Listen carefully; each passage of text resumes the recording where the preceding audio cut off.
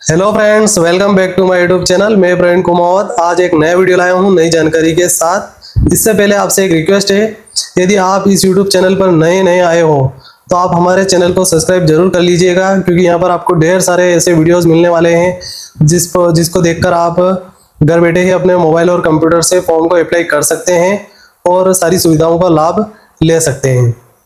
तो आज अपन बात करने वाले हैं विवाह प्रमाण पत्र जो होता है उसके लिए अप्लाई कैसे किया जाता है।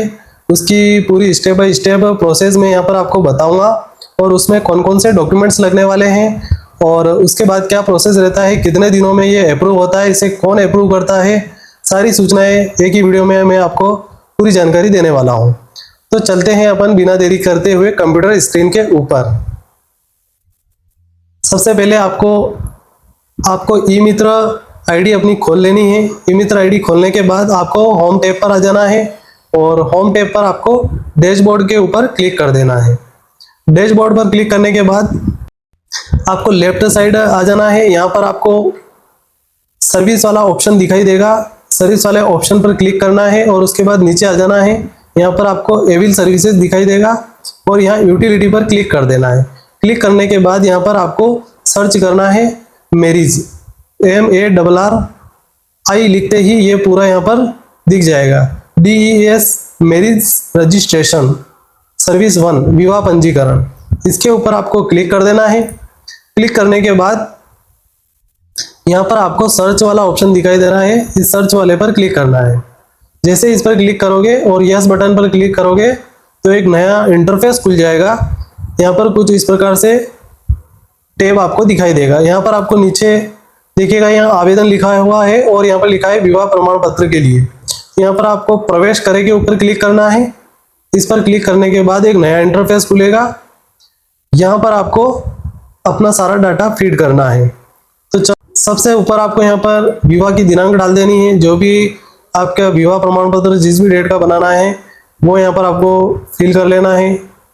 उसके बाद यहाँ पर नीचे विवाह स्थल का पूर्ण पता, तो लड़की का जो एड्रेस होता है, वधू का जो एड्रेस होता है वो वाला एड्रेस आपको यहाँ पर हिंदी में लिख लेना है।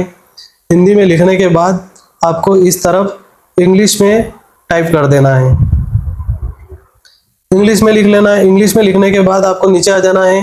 यहाँ पर आप गांव या शहर जिससे भी है उसके ऊपर क्लिक कर लेना है और उसके बाद नीचे आपको जिले का चयन कर लेना है, किस जिले से वधू कौन से जिले से है वो आपको चयन कर लेना है। उसके बाद पंचायत समितियां यहाँ पर खुल जाएगी, किस पंचायत समिति से हैं उसका चयन कर लेंगे अपन।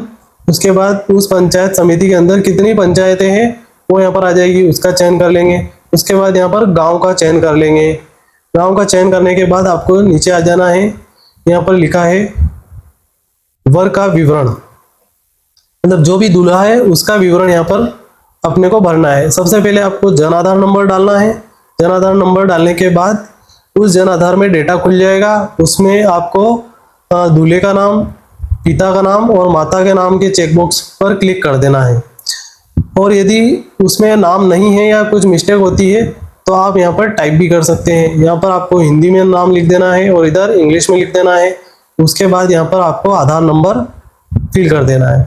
नीचे आपको आ जाना है, यहाँ वर के पिता का नाम आपको हिंदी में डाल देना है और इस तरफ आपको इंग्लिश में डाल देना है। उसके बाद नीचे आपको वर की माता का नाम हिंदी में और इस तरफ आपको इंग्लिश में माता का नाम टाइप कर देना है। उसके बाद आ जाना है यहाँ पर date of birth. Date of birth जो इनकी 10वीं की मार्कशीट में है वो आपको यहाँ डाल देना है। अगर पढ़े लिखे नहीं हैं तो जो आधार में है वही डाल देना है। यहाँ पर वर के घर का पता हिंदी में और इस तरफ आपको इंग्लिश में डाल देना है।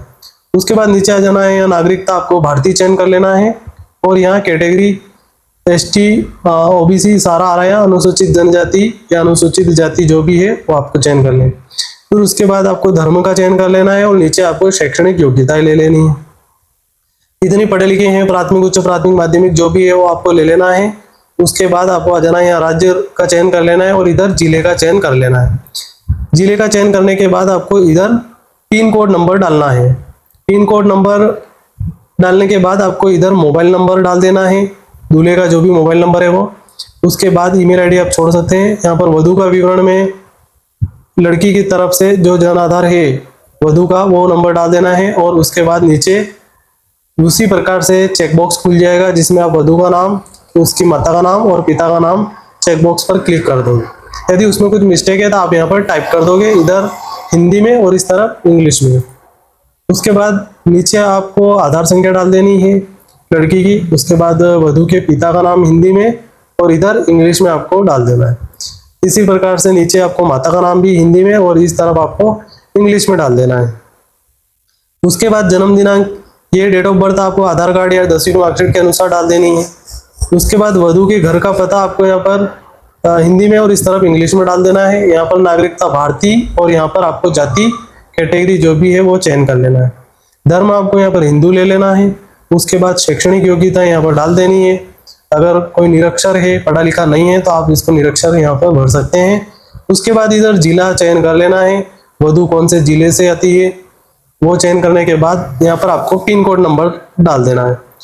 इधर आपको वधू पक्ष की तरफ से जो मोबाइल नंबर है वो डाल देना है। नीचे आपको गवाह की जानकारी में वर्ग है, गवाह का नाम, दूल्हे का गवाह और दुल्हन का गवाह जो भी है उनका यहाँ पर आपको डाटा फिट करना है। यहाँ पर आपको वर का गवाह का नाम हिंदी में लिख देना है और इस तरफ आपको इंग्लिश में लिख देना है। उसके बाद नीचे आ जाना है, यहाँ पे वर के गवाह का घर का पता जो हिंदी और इंग्लिश में लिख देना है। उसके बाद यहाँ पर जिले का चयन कर लेना है और जिले का चयन करने के बाद आपको यहाँ पर गवाह का मोबाइल नंबर डाल देना है, कंपलसरी नहीं है। उसके बाद इसी प्रकार से वधू के गवाह का नाम यहाँ पर हिंदी में और इधर इंग्लिश में। उसके बाद जो एड्रेस है वो यहाँ पर हिंदी में और इंग्लिश में यहाँ पर डाल देना है। उसके बाद नीचे आ जाना है, देश राज्य जो भी चुन लेना है और जिला चयन कर लेना है। फिर उसके बाद वधू की तरफ से जो गवाह है उनका मोबाइल नंबर हो तो ठीक, नहीं तो कोई दिक्कत नहीं है। उसके बाद आवेदक की जानकारी, यहाँ पर आपको आधार नंबर सत्यापित करना है। पहचान पोर्टल पर इस्तेमाल करने के लिए सहमति है, इस चेकबॉक्स पर क्लिक कर देना है और उसके बाद यहाँ पर आधार नंबर डाल देना है। यहाँ पर वर वधू का संयुक्त फोटो मतलब जॉइंट फोटो होना चाहिए और ये 50 KB से 200 KB के बीच होना चाहिए JPG में। उसके बाद यहाँ पर आवेदक का नाम हिंदी में डाल देना है, मतलब आवेदक कौन रहेगा, वधू, लड़की का यहाँ पर नाम आपको हिंदी में डाल देना है और इस तरफ इंग्लिश में डाल देना है। इस प्रकार से यहाँ पर नीचे UID में आपको आधार नंबर डाल देना है और यहाँ पर एड्रेस डाल देना है हिंदी में और इस तरफ इंग्लिश में। उसके बाद यही राज्य, भारत देश और राज्य चयन कर लेना है, इधर से जिला, और फिर यहाँ पर ये मोबाइल नंबर अपने को ध्यान रखना है, ये मोबाइल नंबर वही डालने हैं जिस पर OTP जाने वाला है। ये OTP यहाँ से आपको सत्यापित करना है। सत्यापित करने के बाद आपको ये जो कैप्चा कोड दिखाई दे रहा है नीचे, एक कैप्चा कोड आपको यहाँ पर डाल देना है। ये डालने के बाद आपको इंद्राज के ऊपर क्लिक कर देना है। अब मैं यहाँ पर जो सारा डेटा है वो पूरा फिल कर लेता हूँ और उसके बाद आगे आपको बताता हूँ। देखो मैंने सारा डेटा यहाँ पर फिल कर दिया है, वर का नाम, वधू का नाम और उनके दोनों के गवाह का नाम और पता, एड्रेस, मोबाइल नंबर, सारा सब कुछ डाल दिया है। अब इंद्राज के ऊपर आपको क्लिक करना है। क्लिक करने के बाद 15 से 20 सेकंड के लिए लोडिंग होगा और आप ये सक्सेसफुल का मैसेज यहाँ पर आपको दिखाई देगा। देखो यहाँ पर ये सक्सेसफुल हो चुका है वो, और एक मैसेज आया है, इसमें आपको रेफरेंस नंबर और टोकन नंबर दिखाई देगा, इसको कॉपी करके आपको रख लेना है। उसके बाद यहाँ पर आगे आपको प्रपत्र संख्या 15 प्रिंट करें, इसकी प्रिंट आउट जरूर निकालनी है क्योंकि ये महत्वपूर्ण है। उसके बाद यहाँ पर अपन अलाउ कर लेंगे तो ये एक PDF के रूप में यहाँ पर अपने को दिखाई देगी। ये इस प्रकार से ये फॉर्मेट आएगा और उसके बाद इसकी अपने को प्रिंट आउट ले लेनी है। प्रिंट आउट निकालने के बाद जो रेफरेंस नंबर अभी मैंने कॉपी करने के लिए कहा है, रेफरेंस नंबर और टोकन नंबर, उसको आपको वर्ड में जाके पेस्ट करके और उसकी एक अलग से रिसिप्ट निकाल देनी है, क्योंकि जब इसको सचिव यदि ऑब्जेक्शन में डाल देता है तो इसको वापस सुधार करने के लिए ये रेफरेंस नंबर और टोकन नंबर की अपने को आवश्यकता पड़ती है। तो ये प्रोसेस आपने देखा कि किस प्रकार से फॉर्म को अप्लाई किया जाता है।